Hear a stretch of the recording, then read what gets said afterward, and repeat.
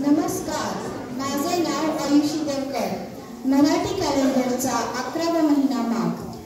या महिन्यात आपण महाशिवरात्री, रथसप्तमी आणि वसंत पंचमी हे सण साजरे करतो.